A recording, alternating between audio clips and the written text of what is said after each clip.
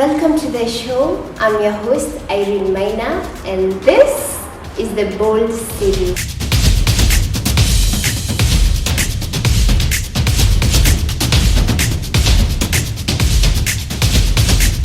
So we're going to be hosting a lot of guests who are ready and willing to share their stories with us. Kwa sababu unajua, I feel like the more you speak out, the more utapata watu, they relate to your story and they will come to the comment section and they will be like, I'm going through the same thing. Napo tutakuwa tume-inspire a lot of lives.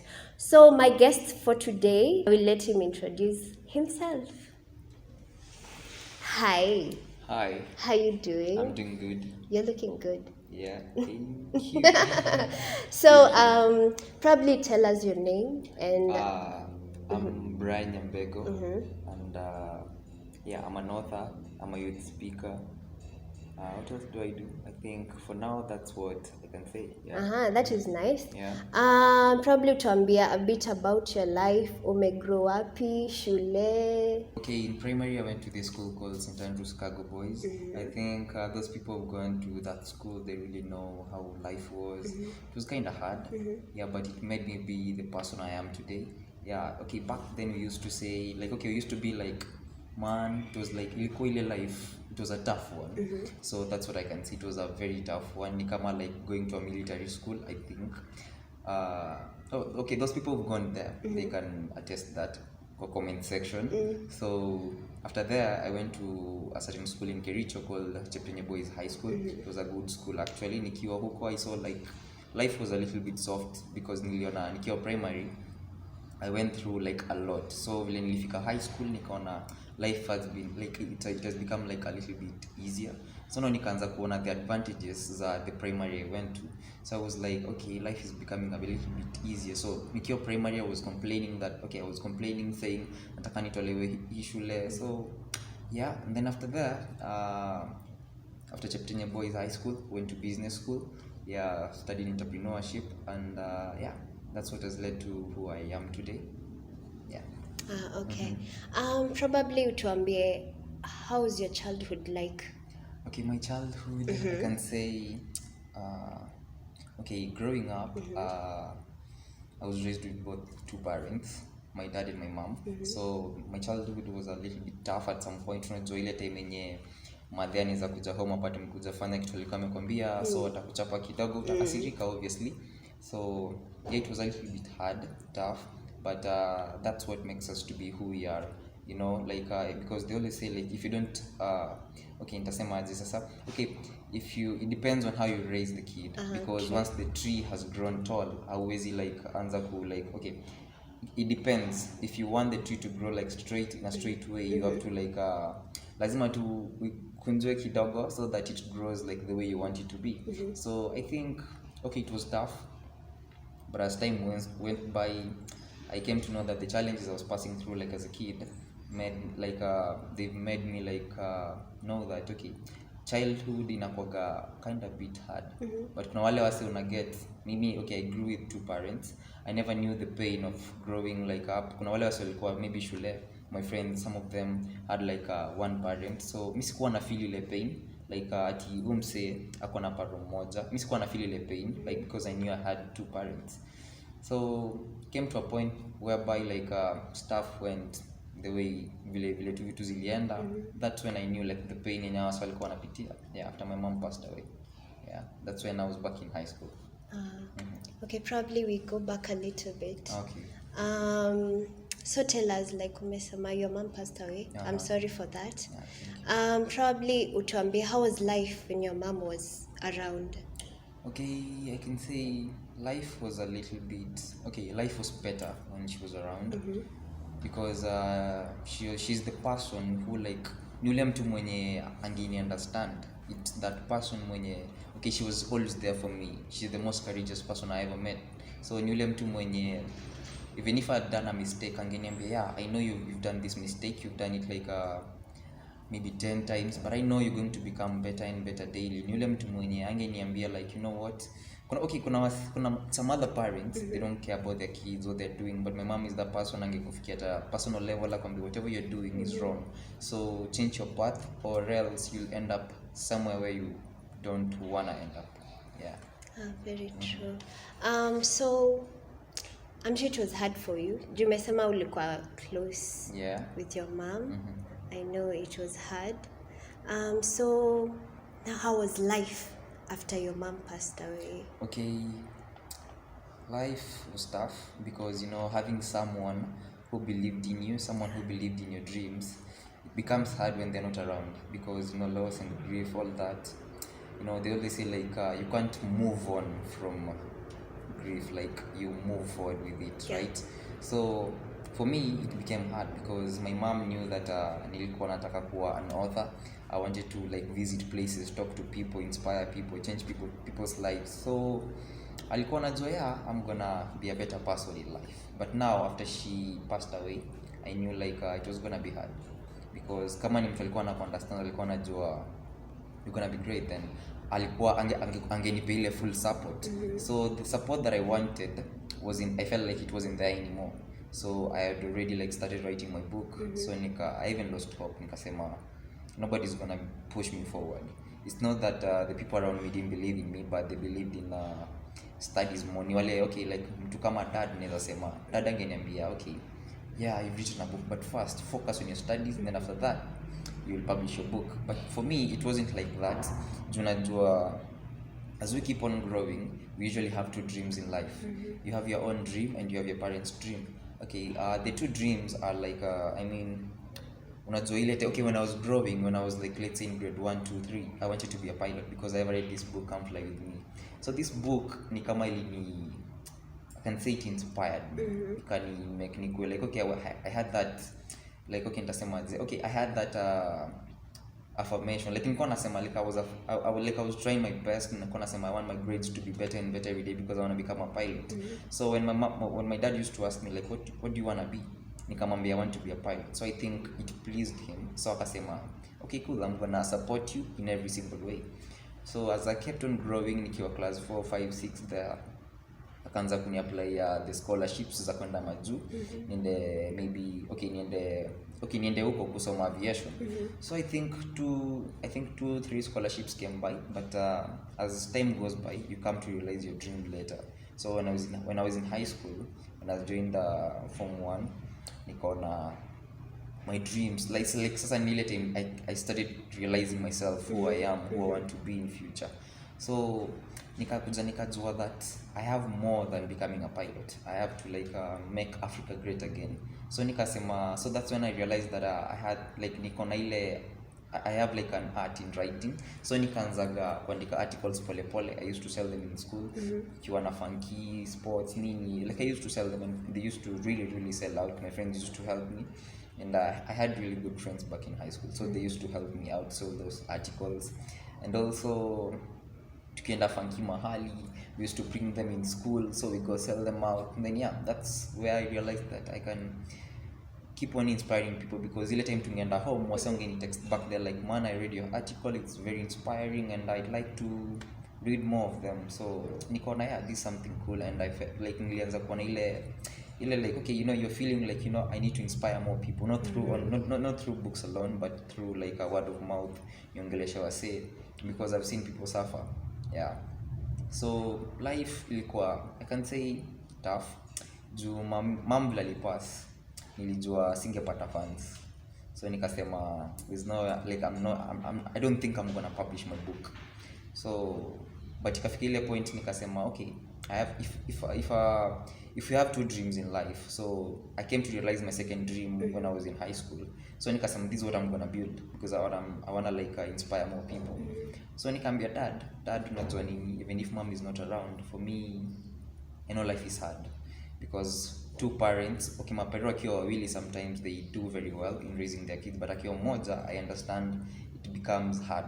So nikaambia dad, okay, sorry, nikaambia daddy like I know it's hard, but just try and push my dream a little further, because I know this is something alive. Because theologian Howard Thurman said, don't ask yourself what the world needs, ask yourself what makes you come alive, and go do that, because what the world needs are people who have come alive. So nikamwambia dad, I think my dream is going to take me far. I'm going to inspire more people. And another thing that I know is the biggest burden that a child can bear is living the unlived life of their parents. So I didn't want to live the unlived life of my parent, because maybe my dad wanted to be a pilot before, but maybe he never became what he wanted to become. So I didn't want to live that life. Nilikuwa nataka kuwa an author, a speaker, an entrepreneur. So nikamwambia, I just want you to support me in this idea, and I am sure I'm gonna bloom. I'm gonna be someone better as time goes by, and I'm gonna help other people become better versions of themselves. So alini pushed. I got to publish my first book once I was done with high school. Nilimaliza high school, then the second year, like, I published my first book. So yeah, that's how it became. Like, even though it will come by, so but it's been hard. It's just pushing and pushing every day, because they always say, like, never give up in life. So yeah, because if I give up, kuna wale wase wenye na mentor huko chini, so they're gonna be like, say kama me give up, so what about me? How many people have read my book? Thousands of people, right? So if I'm gonna give up, watangalia book, they'd be like, if this guy gave up, so who am I not to? So yeah, that's what has kept me pushing. Hata kama najua kuna challenge, I know tomorrow is gonna be better. Yeah. Very true. So speaking about the book, I have a copy of it here. Inaitwa A Mindset of a Billionaire. It looks nice. It's really nice, and the content, I've not read it, but I will. But can you tell us a bit about the book and probably what inspired you to write the book? I think what inspired me is the fact that many people, I felt like I need to talk to someone, because so many people are giving up in life, and some of them just need a word of mouth. Some of them want to read maybe an article. Some of them, because I know some people die. Most of us around the world die with our dreams, and most of us die, with songs which we never sang. True. Some of us die with articles we never wrote. Some of us die with books we never wrote. Some of, like, on and on and on. So I decided that I'm not gonna let that happen anymore. I'm gonna start like not only a company, but I'm also about the book. I'm gonna write a book, something that is gonna inspire someone, because they always say if you wanna become a billionaire, you have to inspire a billion lives. Yeah, you have to change a billion lives if you wanna become a billionaire. If you want to become a millionaire, you have to change a million lives. So that's what I decided. I say, like, if I write a book, I'm sure I'm gonna reach so many people. Because sometimes even if you're an author, you can post your work online, then you don't know who's gonna read it, who's gonna forward it to someone else. You don't know how many people are gonna be inspired by your work. And they're gonna probably change their minds, and they're gonna be like, actually, I read that book. Because for me, me writing this book, it's because of my mentor, my biggest mentor. Big up to Dr. Kinda. He's one of my greatest mentors. So he's the person who made me feel like there's much more into writing, there's much more into inspiring souls through your work. So I think he's the person who really pushed me to write this book, because I read this book. The first book that I ever read, that is written like 7 books, but the first book I read was Youth Inspiration to Success. So I read that book like 10 times, I guess. And I think it's one of the best books I've ever read in my life. Yeah. That is really inspiring. So let's go back a bit.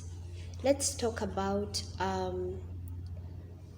you've talked about you wanting to be an author, but your dad wanting something else. Do you feel like that is something that people are going through? Like, mimi nataka kuwa actor, nataka kuwa dancer, but wazazi wangu wanaona, hiyo ni nini? Because also me, I've been there. Nimejipata in situations where I'm telling my parents nataka kufanya hii, but they're like, kwani hutaki kuwa mwalimu, hutaki kuwa pilot, hutaki kuwa whatever.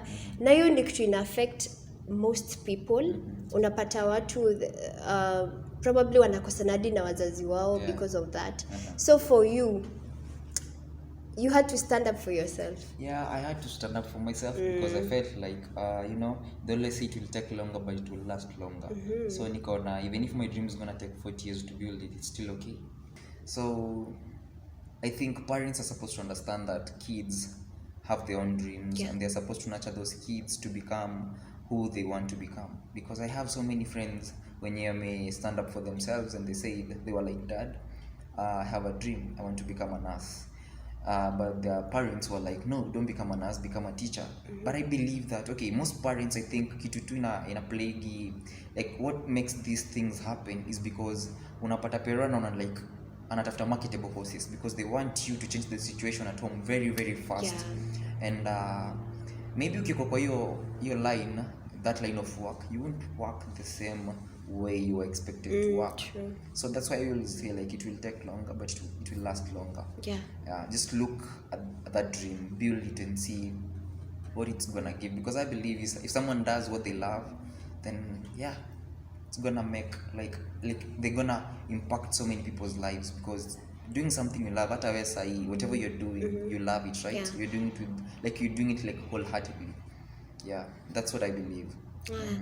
So umesikia my youth hapo nje, or anyone who is watching this, and probably whatever you are doing or whatever your parents are forcing you to do, I feel like itakufulfill enough. It's always good to speak your mind. Unaweza katu chini waeleze vizuri, you know, I don't want to do this, I want to do this, and I'm sure I'm going to make it work. Brian amesema it will take a while. By the way, it's true. Hizi courses zenye wazazi wanalitanga shida kama za DJ, za dancing, za acting, hizo ndo zina taking long before you initwaje breakthrough. They take long, but it's all about hard work and proving yourself right. Ni tu ku work hard. Ukianza ku make hiyo do wenye wanasema course inakupa pesa kweli, pesa zikianza kuingia wataanza sasa kukuamini, wataanza kuona okay, this is nice. So another thing, we were talking the other day, tulikuwa tunaongea tunasema there are these situations where our parents wanna struggle with a lot, but when I feel like we are not in the position ya kuwa understand, so they are making decisions zenye wanadhani ati sisi tutakuwa on the safer side, but at the end zina end up kutu hurt. So I think let's talk about this. You know, parents wanaonanga like we can't understand them, so probably wana go through financial struggles, hawataki kutuambia, but the things they are doing we can see it, na sisi wenyewe ndio tunaumia. So do you feel like parents should open up to their children, and at what age probably do you think? I feel like actually it's something that plays a lot of people, mostly mimi pia. It's something that has come to ni kitu tu imekuja kuonekana baadaye, because after my mom passed away, life became tougher, and kuna ile time yenye ni kama ni ngumu sana upate mtoi anaenda kuulizia papake like, dad, salary yako inakuga how much? It's usually like when things are good, we never see like we never tend to know that things are gonna be bad again. When things are bad, atukuagi na ile mentality like things are gonna be good again. So we are usually like things are gonna be good forever, and usually when they turn out like to be bad, we think that they're gonna turn out like bad forever. Usually hata mtu anafanya trading anaweza assess like anaweza kwambia tu like there's like ups and downs in life, ups and downs in trading. So that's why we're supposed to keep on pushing, but our parents don't see this. Juu unapata kuna ile time yenye vile nimesema, kuna ile time yenye unapata uliza paro wako like, dad, how much do you earn in a month? But inafika ile point yenye life has become hard. That's when they start like hiyo ndio wanaanza kukaa chini na wewe, they're like, I get like 20,000 in a month, 30,000 in a month, and you're like 5 siblings. So I'm I don't know how I'm gonna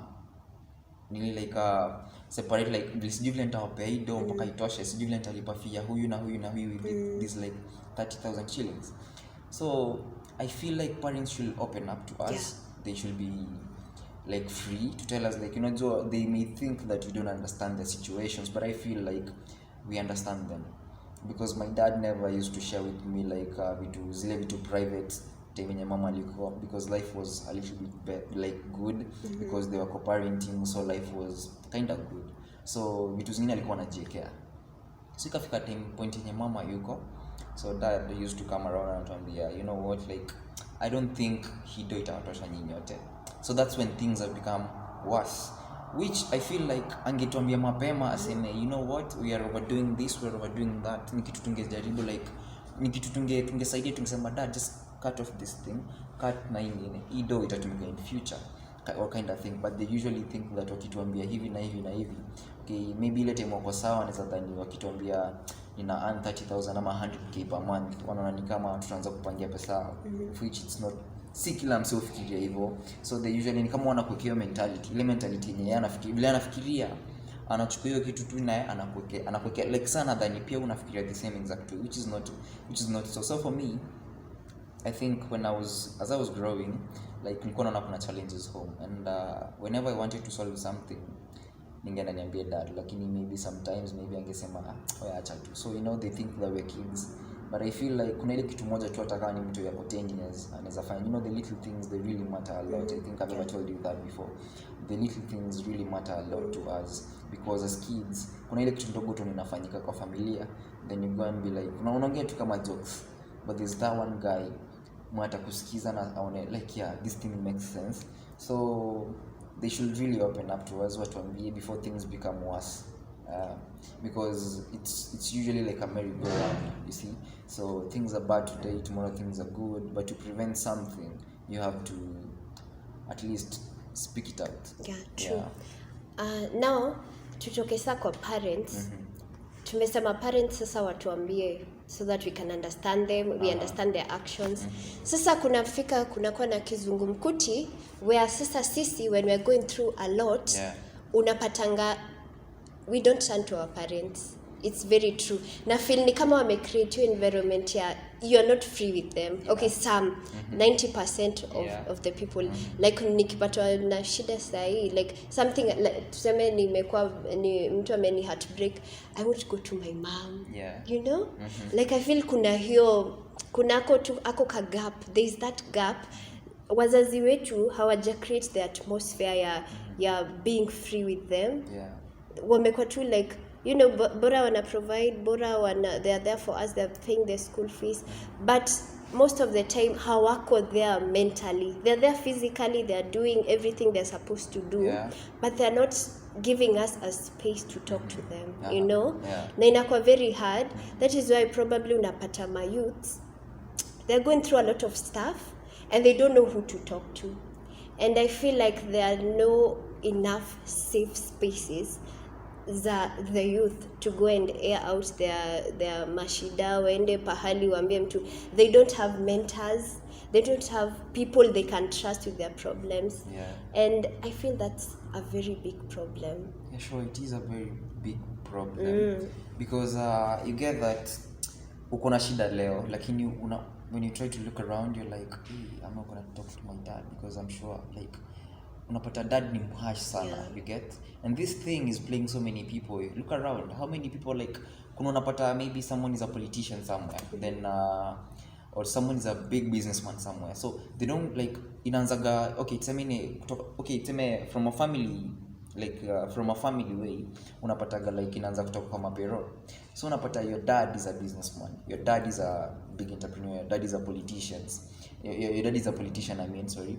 So unapata hana ile time like meetings all along night, like mchana usiku akona meetings every now and then. So when you try to reach to them, uko like okay, they're like, I'm busy, I'll reach out to you tomorrow, kesho akupigi simu, kesho kutwa kupigi simu. So you decide to look for someone outside mwenye you kind of trust, of which it's very very hard to find someone you can trust, because uko sure like ningeambia dad ange solve the problem, but it comes to hit hard when maybe these kids or this guy may commit suicide, you get, because how many of them have done so many, ni mingi zenye tumeona. So I think parents should create like a safe space for us. Juu unapata okay, I think I've seen cases online, like unapata maybe someone is going through a lot, maybe financially, so anasema siwezi ambia dad, siwezi ambia mom. So like in that process, like siwezi ambia mom, siwezi ambia dad. So the reason being ule paro akushare na yeye amwambie, you know what, I'm earning such a salary. So nakwambia there like ups and downs in life, so even though zina to play.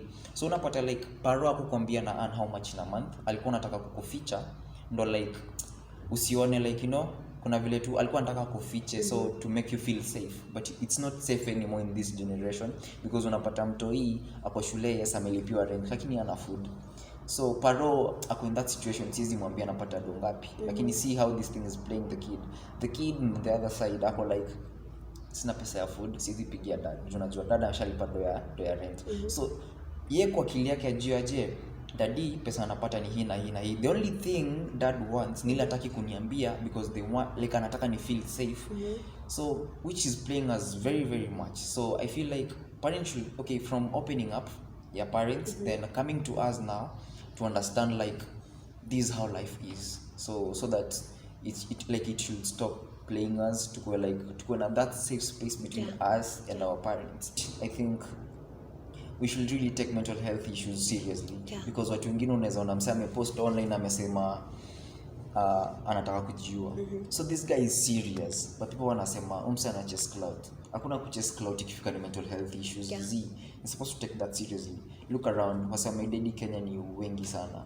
Kwanza mostly the youth wenye dedi ni wengi sana. Just because of that, because wase wengine your circle wanadhani this guy is joking because wanaonaga probably unacheki like you usually post some stuffs zenye maybe you usually post memes every now and then. Leo umepost meme, kesho meme, like you post memes every single day. So the other day ukisema unataka kudedi wanaona tu ni meme, unaona. So they don't take it seriously.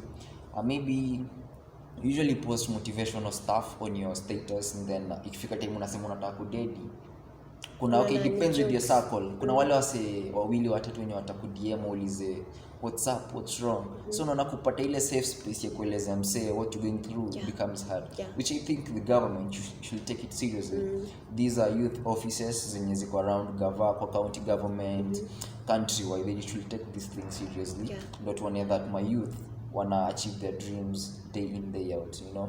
Despite the challenges, they should keep on encouraging them. They should keep on like like kuna vitu wanafaa ku create by the way like the same way kuna leadership summits, the same way kuna leadership like forums nini, you know, such events. Kuna faa kuwa na mental health kwanza mob sana because kuna ule mse anataka akaitu chini asikize word yenye ule mse mwingine atasema, na akisikia hiyo word I think itamguza. So atasema I wanted to commit suicide like today, but I'm not gonna do that. I still have more in life. Kuna mse ataangalia like atapata ataona mse akiongea kwa event fulani, kuna mse atasikia story ya mse aseme even me usually like you know vile mama alipass nilikuwa naona ni kama shida yangu ndo shida nyingine big sana. But when I came to listen to other people's stories, because when my mom passed away on that process nilikuwa shule, unaona.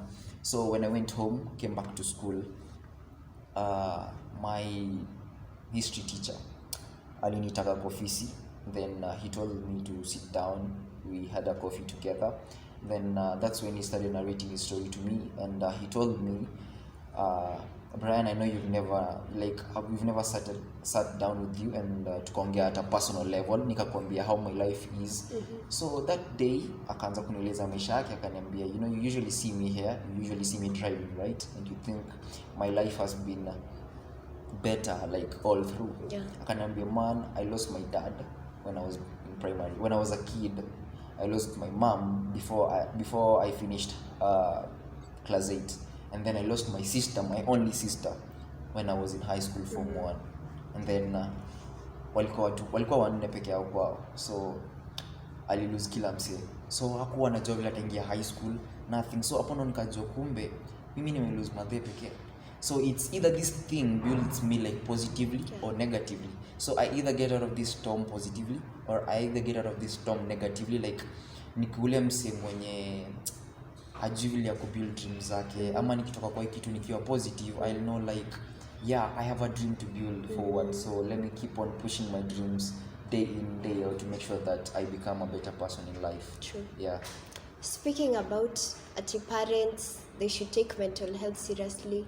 Unajua, shock on us, tunaweza pata hata our parents probably at their time hakukuwa na hiyo mental health sijui awareness or nini ni vitu zimeanza like sign ndo zimekuwa bit pushed, so people at least wanasikia 1 2 3 about it. So na feel watu wengi, it's not that they don't take it seriously, ni venye wa understand, they don't understand the weight that mental health carries. They don't understand what depression is. Yeah. Unaweza pata tu niko na stress ati sijakula leo alafu nikuja niko yaki niko depressed. Like hawajui difference ya stress and depression. Hawajui kuna vitu kama anxiety, attacks, panic attacks. Like kuna vitu mingi sana that people are not informed about. Na umeongea about the government. The government is not doing. Can I say anything? They're not doing anything. In my part, hawafanyi kitu. They're not going out. They're not putting any resources in mental health. Like our take as serious as it should, and that is the problem. Kwa sababu as for the youth, okay, I can't talk to my parents about whatever I'm going through. Lakini sasa where do I go? Okay. Like there are no okay kama lakini okay tuseme kuna hizo safe spaces but as you call that reliable ama reachable to at any time at I'm feeling bad, I need someone to talk to. I don't know who I'm gonna call. You know, that's the issue. Like are there probably safe spaces that you know, or organizations that offer a listening ear. Like maybe I'm going through something, I can't tell my friends, I can't tell my dad and my mom. I need to talk to someone who doesn't know me, a stranger. You know, saa zingine mimi kunasemanga heri hata niongeleshe mtu sijui kuliko mtu mwenye najua. Probably do you know of any organization ama institutes? Okay, kwanza tuanze kutoka hapo kwa gava. Unajua gava, they like all around they just think okay, wao wanadhani they're putting on resources zisaidie my youth, lakini probably hizi resources like mostly hazifikagi kwa my youth. So unajua when you go online you'll find maybe minister wa blah blah blah create like a mental health, maybe an event, a mental health event, lakini ukiona wase wamekuja kwa hiyo event they just those big people, see youth, see like wase wa young wamekuja hapo ku understand what is mental health. So like just go around online and see what happens. Then that's what usually unaona hata kama wase wa big watenda yao kwa builded mental health wise hawakuji ku network na wase wa young waambie ni hivi na hivi na hivi, we attended this summit, this is what you were told, this is what you were like walifunzwa hivi na so inaenda inaishia huko juu. Gavana nadhani yeye tumeka resources, event ilifanyika but now who are we building? Are we building like those people, like wale wase wenye like they have no issues, or are we building the youth wenye wana suffer? So what are we doing? So I think that's where the government goes wrong at some point. Okay, so tukuje these are the point here, like the safe spaces. So for me I think niliona kuna wase wengi maybe probably kwa circle yangu they're suffering and they're not reaching out to me, so nikaona let me make them understand that they can come to my DM at whatever time they feel like coming, at whatever they like.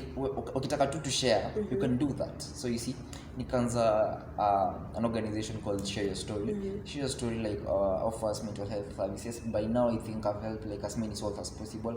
Probably the past 2 months I've helped like probably 10 souls who wanted to commit suicide, wengine probably because of finances, wengine because of parents, wengine because of most of them need your finances, wengine need your mapero, they don't get to understand them. So they're like, if you know like the little things zinafanya wase wengine watake kudedi tu bure. So that's why I created that safe space so that people can talk, people can get to share.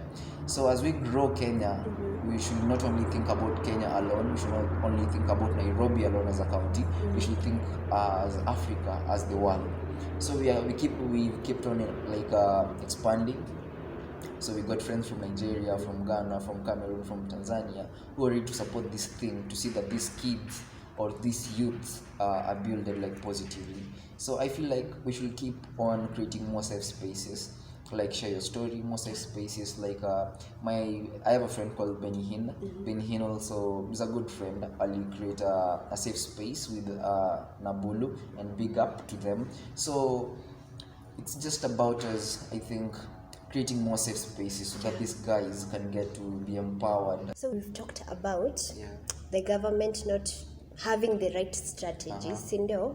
So sasa tutashinda tukicomplain tukisema the government is not doing this. Now we are doing our own things and you have a lot going on. You're doing a lot of things. Uko na a WhatsApp group you may mention, Share Your Story. So I'm also in that group and it's nice. People are sharing their stories, they're getting helped. Probably anyone who is watching us, mwenye anaweza taka kujoin the group. What are the Okay, actually, okay, the group is for everyone because we're here to share. And actually, I think management ya WhatsApp, I think they expanded so that people can be, I think, more than 300 people per group. So that's the best thing about it. So if anyone wants to join us, I think on the link below, there's like a link hapo chini, then people will like get to join us if they feel they want to share, or if they feel like, you know, they want to share something but they haven't found a safe space. Then Share Story is there for you. Share Story is a place where you can come, we can share with, like you can share with us whatever you feel like you've never shared with someone. Then you can trust us. If you don't trust us, I'm sure we'll build that trust, that bond with us. Are there like professional counselors? Ama it's just okay, about the professional counselors, we want, like kama sasa the summit that we were holding pale Bazaar, we called someone like Mariben Amolo. I think is it Amolo or Omolo? I'm not sure. Okay, I'm not sure. Like so we called her. Then she's a mental health advocate. So she came by, she's been sharing her story. Alikuwa na share story yake for the past, I think, those 2 weeks. She was the main character who was sharing her story. She had a very, very rough background, and story yake, it inspired many people. Okay. You're the founding director of Billionaire Minds World. So probably tell us a bit about that. Okay, you know, when I was starting this initiative, like nilianzisha nikiwa na aim ya it being like a talk show. But it's something that I'm still building slow by slow. Then I came by nikasema I want to change it to be like a publishing firm. So if anyone out there is an author, anyone out there is a poet, if you just any kind of a writer, and you feel like you need like a publishing firm, someone who can help you so that your book can be published, then I think Billionaire Minds World is the best place to be. So how can they reach you? To reach out, I think you'll find me through my Instagram handle, Brian Nyambego, through my Facebook handle, Brian Nyambego, and that's my name in most of the platforms. Okay. You also have charity organizations. Okay, I have a charity organization. It's called the 100 Movement Africa. So I started it when I was back in high school, and with a friend called Shadrach Kip Koech.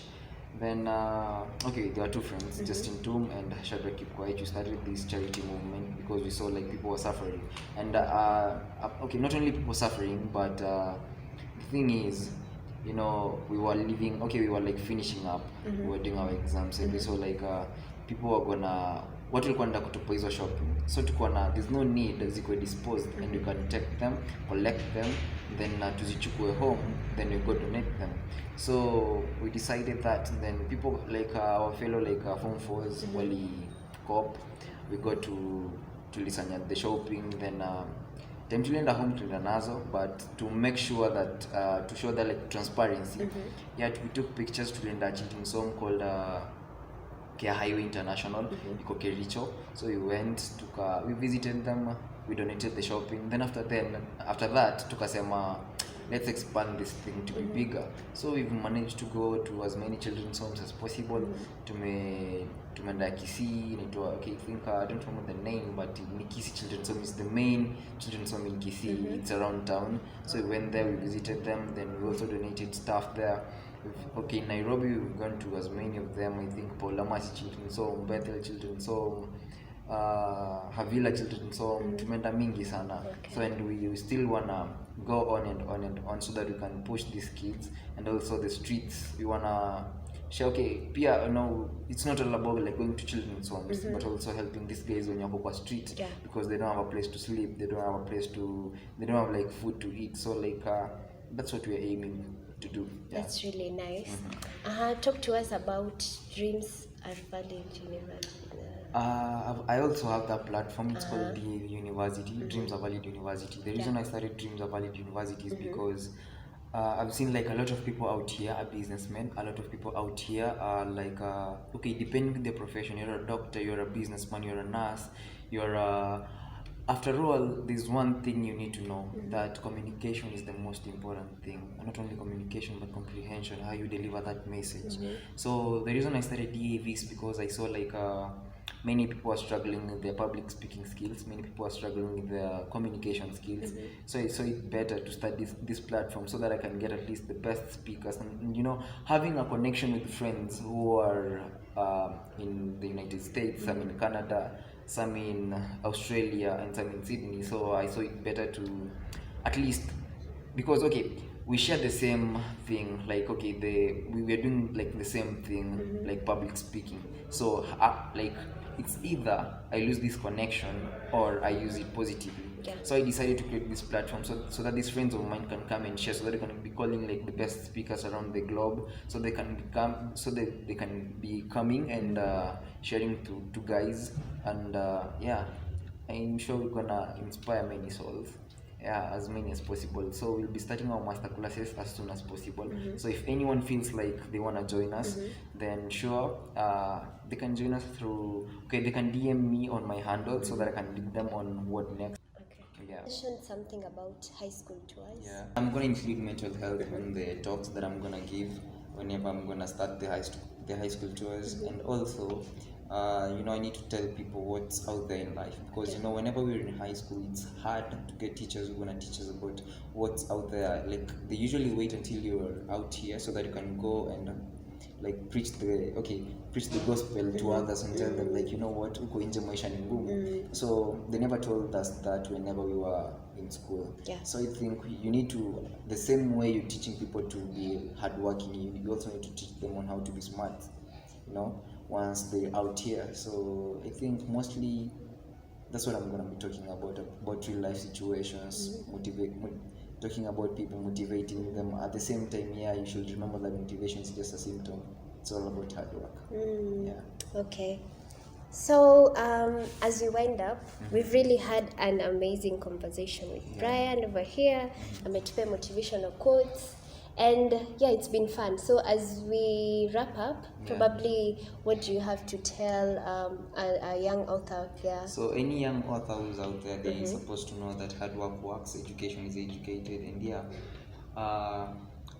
there's one thing you're supposed to know. Okay, there's a quote that I read this morning, and it said that a jack of all trades is a master of none, but always better than a master of one. So whichever niche you feel like going into, I know you may be wanting to be a doctor, you may be wanting to be a photographer, but if you have any other niche that you feel like you need to do it so that you can channel like some cash to you, so that you can get something to keep on living, then just go do that. But always remember that theologian Howard Thurman said, don't ask yourself what the world needs, ask yourself what makes you come alive, then go do that, because what the world needs are people have come alive. And Peter Nyama said, dreams are valid wherever you come from.